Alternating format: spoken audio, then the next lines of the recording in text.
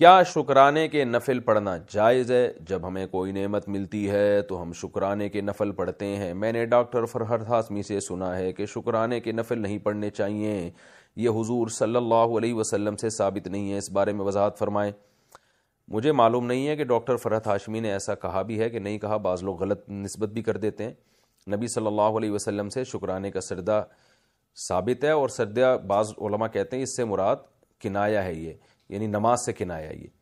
تو ویسے بھی شکر کے طور پر نیکی کرنی چاہیے ہمیں، تو کوئی بھی نیکی کی جا سکتی ہے، سجدہ شکر بھی کیا جا سکتا ہے، وضو کر کے باقاعدہ دو نفل پڑھیں گے تو اور زیادہ اچھا ہے، روزہ رکھ لیں گے تو بھی ٹھیک ہے، صدقہ کر دیں گے تو بھی ٹھیک ہے، تو اس میں کوئی حرج نہیں ہے، اس کے لیے ثبوت ضروری نہیں ہے، بلکہ شکر قرآن و سنت سے ثابت ہے۔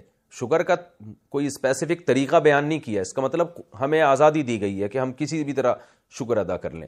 تو نفل بھی شکرانے کے پڑھ سکتے ہیں آپ صدقہ بھی کر سکتے ہیں شکرانے کا، آپ روزہ بھی رکھ سکتے ہیں، کوئی بھی نیکی کر سکتے ہیں۔ صحابہ کرام بعض دفعہ شکرانے کے طور پر صدقہ کیا کرتے تھے۔ کعب ابن مالک رضی اللہ تعالیٰ عنہ کو جب کوئی خبر لے کر آیا نا کہ اللہ نے آپ کی توبہ قبول کر لی ہے، انہوں نے شکرانے کے طور پر وہ جو چادر تھی نا اپنی، اس کو گفٹ کر دی جو یہ خبر لے کر آیا تھا۔ تو یہ سب چیزیں شکرانے کے طور پر ہی ہیں، نام کے لیے ثبوت ضروری نہیں ہے، کام کے لیے ثبوت ضروری ہے، نام آپ اس کو کچھ بھی دے سکتے ہیں۔ شکرانے کے طور پر کون سی عبادت کی جائے؟ ہم جس طرح نماز شکر پڑھتے ہیں، کیا اس طرح اللہ تعالیٰ کا شکر ادا کرنے کے لیے قرآن پاک پڑھ سکتے ہیں؟ نورین صاحبہ انڈیا سے۔ دیکھیں، شکرانے کے طور پر کوئی بھی نیک عمل کیا جا سکتا ہے۔ جب آپ کسی کا شکر ادا کرنا چاہتے ہیں تو ایسا کام کرتے ہیں جس میں سامنے والا خوش ہو جائے، تو اسے خوش کرنے کے لیے تھینک یو بھی بولا جاتا ہے، اسے خوش کرنے کے لیے بعض دفعہ گفٹ دے دیا جاتا ہے، بعض دفعہ اسے اپنے گھر پہ بلایا جاتا ہے، دعوت کر دی جاتی ہے۔ تو ایسے ہی اللہ تعالیٰ بھی بہت سارے طریقوں سے خوش ہوتے ہیں، نماز پڑھنے سے بھی خوش ہوتے ہیں، صدقہ سے بھی خوش ہوتے ہیں، تلاوت سے بھی خوش ہوتے ہیں۔ سب سے زیادہ تو ضروری ہے کہ گناہ چھوڑیں۔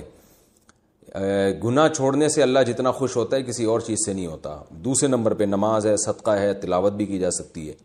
روزانہ کتنے نوافل پڑھنے چاہیے؟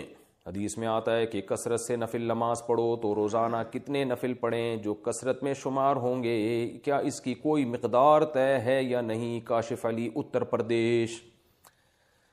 بھائی نوافل، نفل اضافے کو کہتے ہیں، تو نوافل کا مطلب ہی جو غریبی ہے آپ کی طرف سے، کوئی اللہ کی طرف سے پابندی نہیں ہے، تو وہ جتنے زیادہ پڑھیں اچھا ہے۔ اپنے فرائض واجبات پورے کرنے کے بعد، حقوق العباد پورے کرنے کے بعد جتنا ٹائم ملے نوافل پڑھیں۔ رسول اللہ صلی اللہ علیہ وسلم نے ارشاد فرمایا کہ اللہ تعالیٰ کا قرب جتنا فرائض و واجبات یعنی جو ضروری اللہ کے حکام ہیں ان کے ذریعے حاصل ہوتا ہے، اتنا کسی اور چیز کے ذریعے نہیں۔ لیکن انسان جو ہے نوافل عبادت کر کر کے اللہ کے اتنے قریب پہنچ جاتا ہے کہ نبی صلی اللہ علیہ وسلم نے فرمایا کہ اللہ تعالیٰ اس کی آنکھ بن جاتے ہیں جس سے وہ دیکھتا ہے، اس کے ہاتھ بن جاتے ہیں جس سے وہ پکڑتا ہے۔ تو یعنی علماء اس حدیث کا مطلب یہ بیان کرتے ہیں اس کا کوئی عضو بھی اللہ کی مرضی کے بغیر استعمال نہیں ہوتا۔ تو نوافل کی کثرت انسان کو اللہ کے بہت قریب کر دیتی ہے۔ بلکہ ہمارے حضرت فرمایا کرتے تھے کہ اصل تو بندہ اور اللہ کا تعلق بنتا ہی نوافل سے۔ فرائض واجبات تو ایسی چیز ہے جو کرنی ہے، وہ تو ڈیوٹی ہے، وہ تو آپ کی ذمہ داری ہے۔ آپ کا اللہ سے تعلق کتنا وہ تو نوافل سے پتہ چلے گا کہ آپ خود سے اللہ کی کتنی عبادت کرتے ہیں۔ نفلی صدقات ہو گئے اور نفلی عبادت ہو گئی، نفلی روزے ہو گئے، تو یہ تو جب پتہ چلے گا کہ جو آپ اضافی کتنا کرتے ہیں اللہ کے لیے، اس سے آپ کے اللہ کے تعلق کا پتہ چلتا ہے۔ اس لیے اللہ نے اہل ایمان کی جو صفات بیان کی، اہل جنت کی، اس میں نوافل کی کثرت کو اللہ نے بیان کی ہے کہ صبح و شام اللہ کا ذکر کرتے ہیں، تہجد پڑھتے ہیں۔ تو اس لیے نوافل جتنے چاہیں پڑھیں اچھا ہے۔ ہاں، اس سے آپ کی جو ذمہ داریاں ہیں، حقوق العباد، وہ ضائع نہیں ہونے چاہیے۔ ایسا نہ ہو کہ اتنے زیادہ کہ پڑھنا شروع کر دیں یا اتنی نفل عبادت میں مشغول ہو جائیں کہ والدین کے بنیادی حقوق یا بیوی بچوں کی بیسک حقوق ضائع ہونا شروع ہو جائیں، یہ پھر غلط ہو جائے گا۔ باقی جتنے چاہیں پڑھیں، اور کچھ نوافل ایسے ہیں جن کی احادیث میں ترغیب ہے، جیسے صدقات و خیرات میں تو جتنے چاہیں کریں، اور روزے میں حدیث میں آتا ہے کہ ایام 20 کے روزے آپ صلی اللہ علیہ وسلم نے اس کی ترغیب دی ہے، یعنی چاند کی جو 3 تاریخیں ہیں، 13، 14 اور 15، ان تاریخوں کے روزے اور پیر اور جمعرات کا روزہ۔ اس کے علاوہ بھی کبھی موڈ ہوا تو آپ روزہ رکھ لیں، کوئی پیر جمعرات کی قید نہیں ہے۔ ویسے ہی انسان کا بعض دفعہ منگل کو روزہ رکھنے کا موڈ ہوتا ہے تو منگل کو رکھ لیں۔ تو جتنے چاہے نفل روزے، اور نفل نماز میں جو سب سے افضل نماز ہے وہ تہجد کی ہے. تو آپ اگر اپنے نوافل میں کچھ اضافہ کرنا چاہتے ہیں تو تہجد کی نماز پڑھیں آپ سب سے پہلے. اور اس کے علاوہ پھر اشراق کی نماز ہے، چاش کی نماز. بعض علماء کہتے ہیں اشراق اور چاش ایک ہی نماز ہے، اور جمہور علماء کہتے ہیں الگ الگ نماز ہے. تو مجھے جو ہے نا پوری دلائل سے تحقیق نہیں ہے، بس دونوں علماء کے اقوال میں جانتا ہوں تو میں دونوں کے قول نقل کر دیتا ہوں. بہرحال چاش تو اشراق کو الگ الگ پڑھ لیں تو ڈبل ہو جائے گی، اس میں کیا جا رہا ہے. جو اشراق کا وقت ہے جمہور کے قول کے مطابق وہ سورج جب ایک نیزہ بلند ہو جاتا ہے پھر شروع ہوتا ہے، اور چاش کا وقت جو شروع ہوتا ہے وہ جب سورج بالکل درمیان میں پہنچتا ہے 45 کے زاویے پر، اس کے بعد آپ زوال سے پہلے، یعنی چاش کی نماز زوال سے پہلے تک رہتی ہے.